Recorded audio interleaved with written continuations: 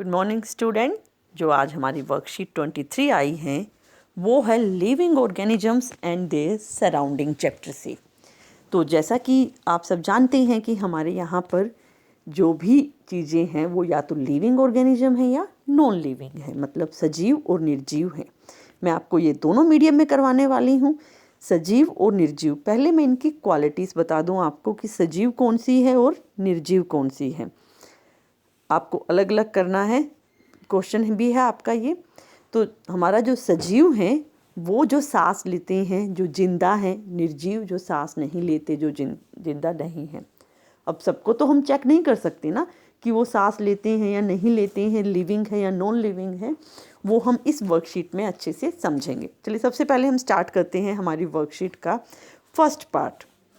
Right the name of 5 living and non living things each and name the place where you have seen them.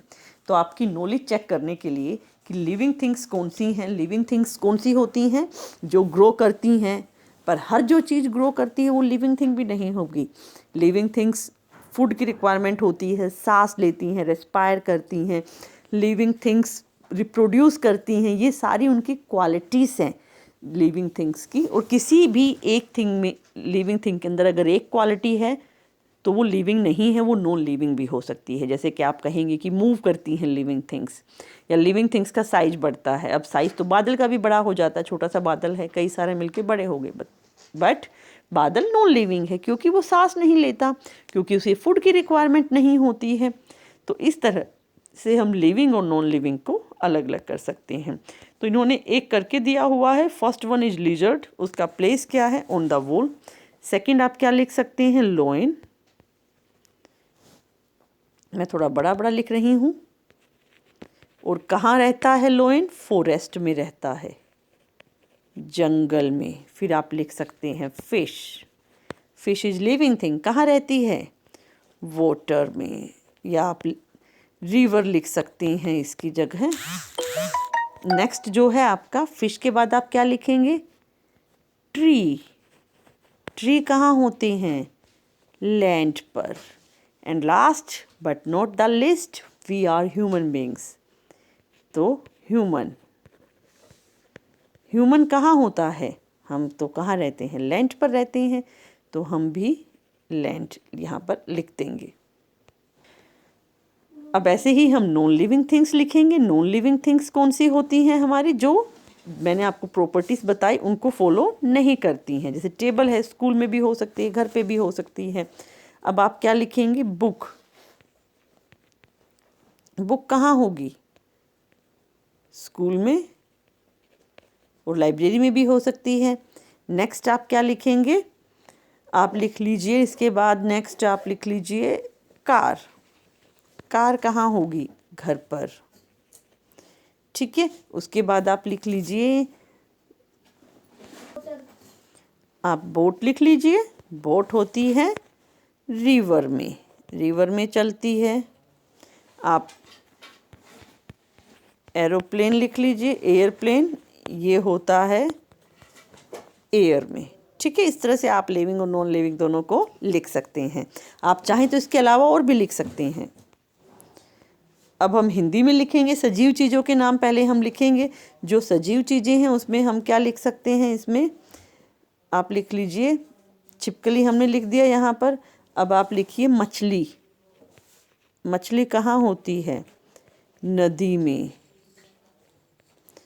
पेड़ लिख लीजिए। पेड़ कहाँ पाया जाता है? जमीन पर। शेर लिख लीजिए। शेर पाया जाता है जंगल में।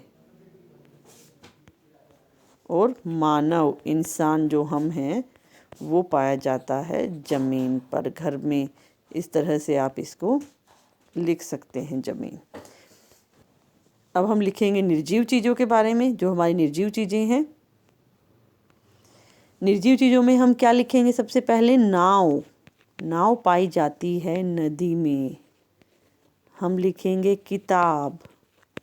किताब पाई जाती है घर पर भी और स्कूल में भी। हम लिखेंगे हवाई जहाज।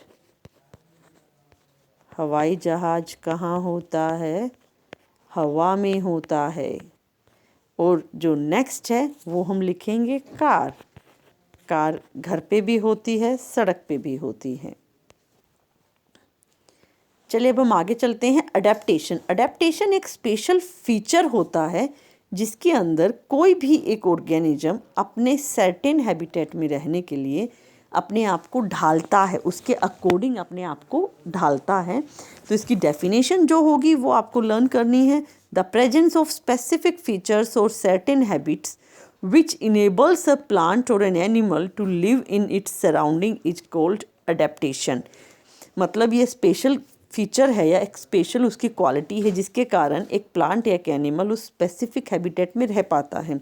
जैसे आप समझेंगे कि हैबिटेट क्या है, एक ऐसी जगह। तो जो हैबिटेट है, हैबिटेट क्या है? एक ऐसी जगह, the surrounding where organism live, जहाँ रहता है। जू को हम हैबिटेट नहीं कहेंगे क्योंकि वो हमें फोर्स करते हैं हम जानवर को वहाँ रहने के लिए, लेकिन नेचुरल कंडीशन में जानवर जो है कहाँ रहता है वो उसका हैबिटेट कहलाता है। कई टाइप्स का है। Aerial habitat, the animal can do their activities in the aerial environment, मतलब हवा में ज़्यादातर इन्वायरमेंट में रहती हैं। टेरेस्ट्रियल, टेरेस्ट्रियल को ज़मीन बोलते हैं, जो लैंड पे रहते हैं वो टेरेस्ट्रियल हो गए।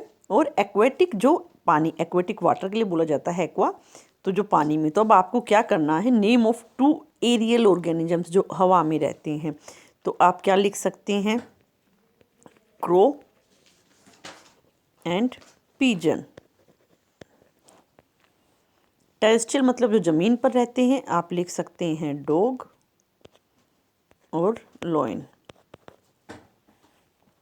एक्वेटिक मतलब जो पानी में रहते हैं, फिश लिख सकते हैं आप। और क्या लिखेंगे साथ में, वेल लिख सकते हैं, प्रॉन लिख सकते हैं, ए है ये।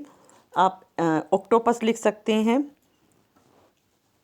Biotic components are living organism that are parts of an environment such as plants and animal. Bio जो वर्ड हो जाता है वो लिविंग वाला वर्ड है। तो जो लिविंग ऑर्गेनिजम्स इन्वायरमेंट के अंदर होंगे वो बायोटिक कहलाते हैं।